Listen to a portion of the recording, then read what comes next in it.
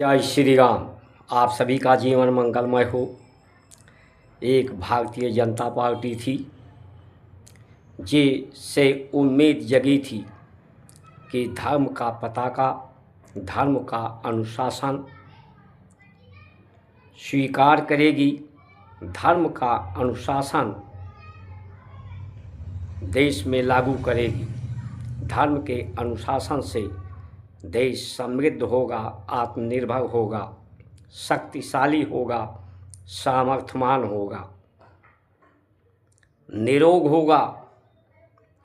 सभी तरह के वाद विवाद समाप्त होकर के सब में समानता, समभाव, सद्भाव, सद्विचार, सद्कर्म आएंगे। लेकिन ये धर्म के अनुशासन को ही समाप्त कर रही है।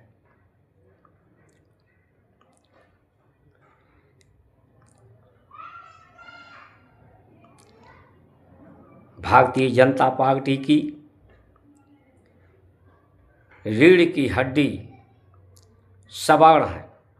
सवर्ण के कारण ही ये बहुमत में पहुंची है और ये सवर्ण पर ही सबसे ज़्यादा प्रहार कर रही है। यूजीसी को ला करके हम लोग समझते थे कि ये आरक्षण पर समीक्षा करेगी, एसटी एक्ट, एसी एक्ट पर समीक्षा करेगी कि इसमें जितने भी मुकदमे हैं 95% गलत निराधार सिद्ध हो गए हैं, उसमें कोई दोष सिद्ध नहीं हो रहा है। सिर्फ सवर्णों को परेशान करने के लिए ये एक्ट बनाया गया। ब्राह्मण का विरोध, सवर्ण का विरोध आज से नहीं, मुगल काल, अंग्रेज काल और आज के भी समय में हो रहा है। क्यों हो रहा है कि ये धर्म की अनुशासन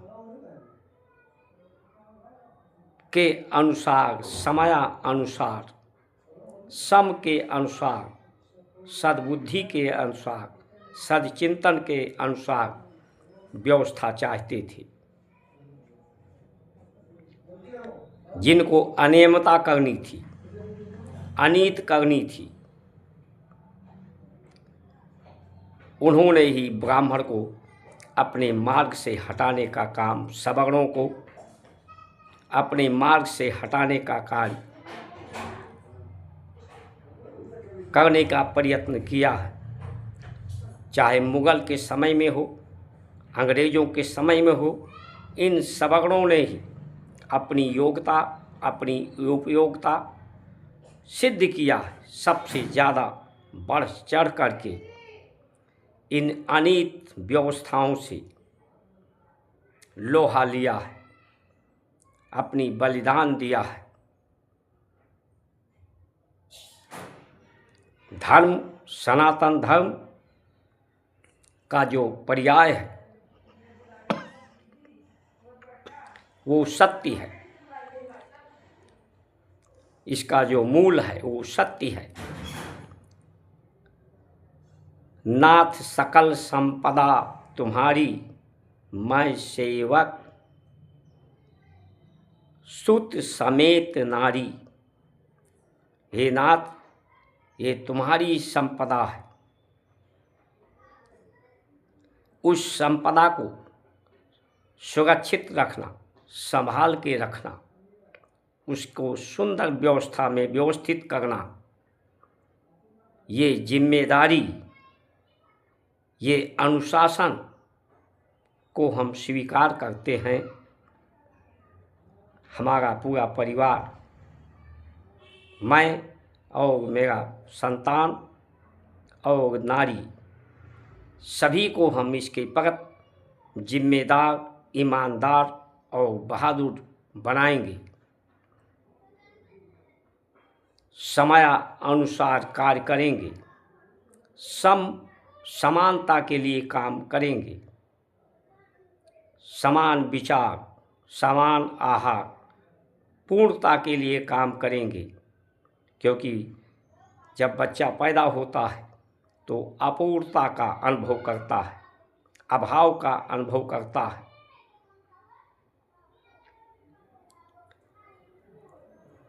तो पूर्ण आहार की बात किया। दूध जो पूर्ण आहार है, पूर्ण फल। आंवला, संसार में 6 रस हैं, आंवला में 6 रस खट रस विद्यमान है। वनस्पति में तुलसी, आयुर्वेद का उपयोग, गोबर गोमूत्र का उपयोग जो शुद्ध करने के लिए। धर्म एक गति है, गति से परिवर्तन होता है।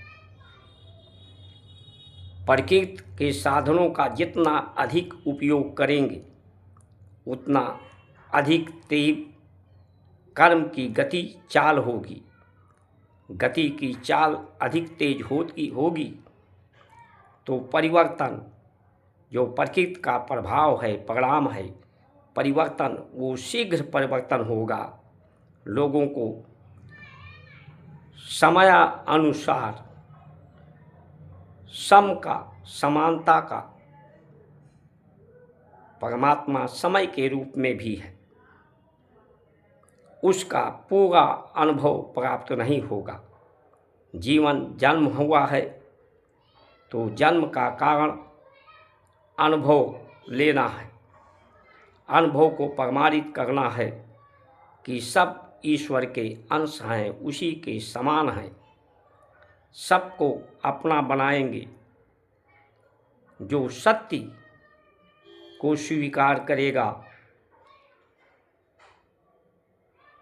वो अपना साथी है।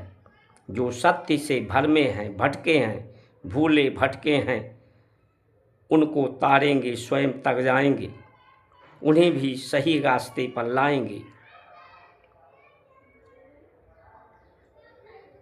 तो ये लगता है कि ये युग का परिवर्तन का ये संकेत है कि व्यवस्थाएं जब अनियमित होती हैं तो अब सभी समग्रों को समझना होगा। अभी शंकराचार्य जो धर्म के श्रेष्ठ हैं उनका अपमान जिस तरह से हो रहा है, तो अब ये प्रश्न है, जिसको अपनी बुराई नहीं दिखती, बुरा जो देखन मैं चला, मुझसे बुरा न मिलिया कोई, जब दिल खोजा आपने मुझसे बुरा न कोई। दूसरे की बुराई को देखने जब चला, लेकिन जब अपने बुराई को देखा तो अपने से बुरा कोई नहीं दिखा। तो ये अपनी बुराई नहीं देखते, अपने पार्टी के नेताओं की बुराई नहीं देखते, अपने प्रशासन की बुराई को नहीं देखते। दूसरे की बुराई को जो देखता है वो असमर्थ होता है, वो नियमता अनुशासन में नहीं होता। आज जो 40% माइनस पर डॉक्टर बना रहे हैं, जो अयोग्य व्यक्ति है, अयोग्य व्यक्ति को योग मान लेना, ये किसका नुकसान करेंगे? ये उन्हीं जो पिछड़े, अति पिछड़े हैं, जो सबसे ज़्यादा संख्या में है, वो डॉक्टर इन्हीं का गला काटेगा जो अयोग्य होगा। आज अयोग्य व्यक्ति को जिम्मेदारी सौंपी जा रही है, तो अयोग्य व्यक्ति चाहे प्रशासन में हो, न्याय में हो, किसी भी व्यवस्था में हो, वो योग का कार्य कर ही नहीं सकता। वो इन्हीं 80% लोगों को, जिनको पिछड़े, अति पिछड़े, दलित हैं, उन्हीं को हानि पहुंचाएगा। अभी हमारे खेत के बगल में एक हरिजन का खेत था, उसने बेचा तो कह रहा था मुझे कोई दाम ही नहीं मिला। अभी 4 लाख 5 लाख रुपए बीघे की ज़मीन बगल की बिकती है, लेकिन उस हरिजन को मजबूरी में 1 लाख 1.25 लाख रुपए बीघे में ज़मीन बेचनी पड़ी, क्योंकि वो आम आदमी को अपनी ज़मीन नहीं बेच सकता। तो इस व्यवस्था से ये ना किसी हरिजन का कल्याण है, ना दलित का कल्याण है, ना पिछड़े अति पिछड़े का कल्याण है। सिर्फ जो कार्य मुगल कर रहे थे, अंग्रेज कर रहे थे, यका अधिकार, इस संपदा पर अधिकार कि ये संपदा नाथ तुम्हारी नहीं मेरी है, मैं इसका उपयोग करूँगा, मैं इसका भोग करूँगा, ये भी एक अज्ञानता ही है। प्रकृति का जितना अधिक भोग करोगे उतना जल्दी तुम्हारा परिवर्तन होगा। उसी को आप बीमारी कहें, दुर्घटना कहें, आतंकवाद कहें, अपराध की घटना कहें, उसी से ये परिवर्तन कोई अपनी आयु को पूरा कर लेता है, अपने कार्य को पूरा कर लेता है, अपनी जिम्मेदारियों को पूरा करके जब संसार को छोड़ता है तो दुख नहीं होता। लेकिन किसी बीमारी के कारण, विवाद के कारण, दुर्घटना के कारण, बीमारी के कारण जब वो साथ छोड़ता है संसार का, तो उसके जो साथी होते हैं, जिस पर विश्वास होता है, उनके विश्वास को ठेस पहुंचती है, उनको बेसहारा हो जाते हैं। तो ये सहारा परमात्मा का, प्रकृति का, आज लोग बेसहारा हो रहे हैं, परिवार बेसहारा हो रहा है। इसलिए सबको संगठित होकर के इस व्यवस्था के विरुद्ध खड़ा होना चाहिए।